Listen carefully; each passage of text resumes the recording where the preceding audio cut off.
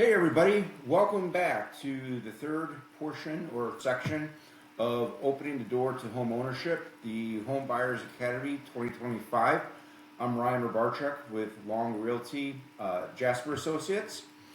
The next portion, what we're going to talk about is selecting a home. The previous overview of everything you're going to do to start getting ready.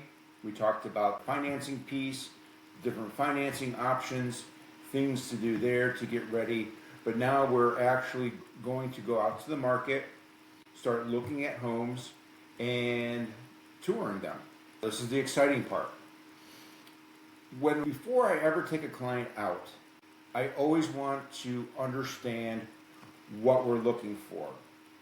I use a thing called the funnel process. And in the funnel process, I throw everything in there. So that's going to be new construction, resales, for sales by owner, properties on the MLS, properties on Zillow. Because what I don't want to do is miss something. Two biggest fears that buyers have is missing something, overpaying. The first step in the process is not missing anything. Once we do that, then we start dialing it down into looking at somebody's lifestyle. Where do you want to live? Do you want to live in an urban area? Do you want to live in a more of a suburban area? Looking at your needs. You don't want to be house poor, meaning that you don't want to pay for a home that you can't afford or that is going to significantly cut into your monthly budget. Single story versus multi-story. Bedrooms, baths, office space, hobbies, garage, storage, yard size, configuration. And when I'm working with a client and I'm working with helping them narrow down their search, I really drill down to why are these things important to them and what is the why behind everything we do. Once I have established that, it makes the process a lot easier. Selecting a neighborhood. As the old saying goes, location, location, location. For families, schools are important. I've got some tools and resources that I share. Transit to work time, well, what's your commute going to look like? What's the economic health of that area? Is it an established neighborhood or is it an area that is developing and is on the upswing? There is data, there are resources to find crime statistics, look at the stability, and also take a look at what the property values are doing.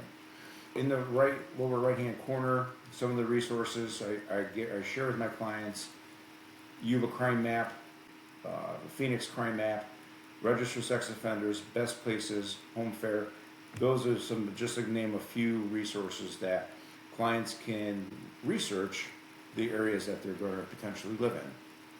The other thing we look at, what I mentioned earlier, are we looking at resale homes or new construction? Here in Metro Phoenix, just about all the new construction is going to be on the outskirts of the valleys. It's going to be in the Southeast Valley, Maricopa, it's going to be Queen Creek, Santan Valley, or in the far northwest corner, Surprise, Peoria, or even out in Buckeye area. That's where your new construction is going to be. But the pros and cons are new construction, you got a new home, you got the most energy efficient materials, you've got all of the repairs and maintenance are going to be covered under warranty. Whereas in resale, homes that are already constructed, they're going to be in more established areas. They're going to have potentially some issues with them depending on the age. There's just going to be pros and cons. Again, it goes back to that dialogue of what's important to you and what are you guys looking for.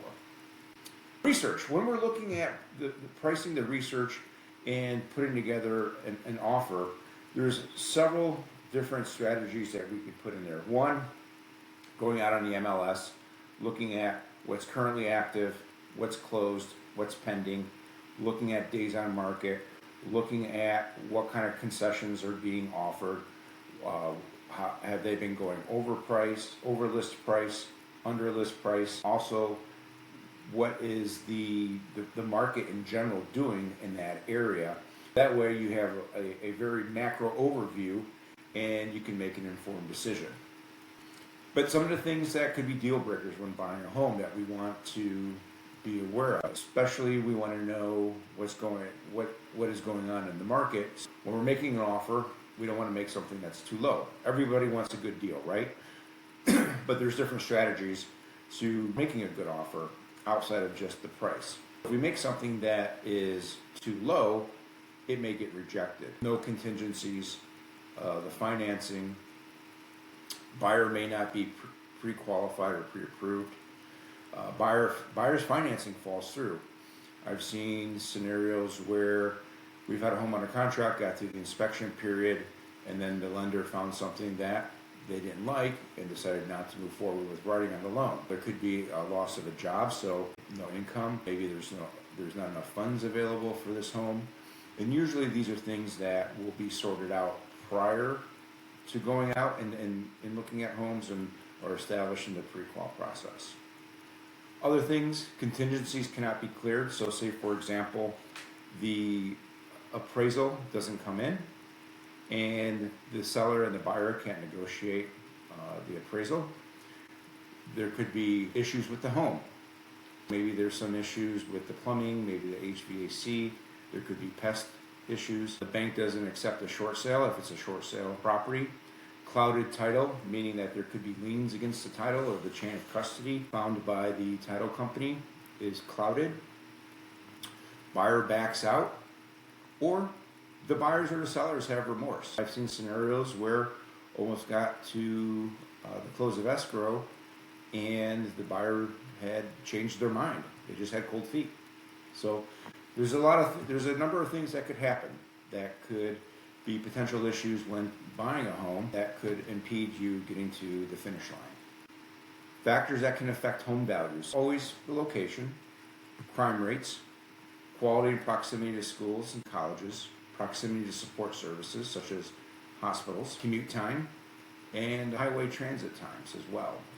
In some of the outskirts of Metro Phoenix, your commute could be a little bit longer than, say, if you're in Central Phoenix, just because of the distance and the traffic you could be facing as Metro Phoenix is continuing to grow. Other things, environmentals, natural hazards. Is it in a flood zone? Is it prone to fires? Not so much earthquakes here, but every now and then. The condition of the neighborhoods. Is it an area that's well kept, or is it an area that's not very well kept, that could be decaying? Is it close to freeways, airports, sporting complexes, or an industrial area? Also, potential biohazards, farms and waste. We still have farm areas out here in Metro Phoenix. We want to make sure that if you are choosing to purchase a home in one of the rural areas, you're aware of that. And also water treatment facilities too. Home factors that could affect the home values on an economic perspective: unemployment rate, the income, the employment outlook. Maybe there's plant closures, or in this case, we've got Luke Air Force Base. Things of that nature we would want to take a look at and factor in. What we don't want to do is overpay. Nobody wants to overpay, because your home is an investment and the valuation can go up. It can also go down too. It is cyclical. And what we want to do is take a look at what are the homes going for in that neighborhood? What are they selling for? What's the average price per square foot? Are values increasing, or are they decreasing? Or are they staying steady? And how many days has the property been on the market? We look at all these different data points, and we can factor that into when we're making an offer. That way we're making an offer that's competitive, but also advantageous to the buyer. And then completing the purchase overview is going to be our next section. Negotiating the contract and the escrow. Have a fantastic day, and look forward to talking to everybody in the next section.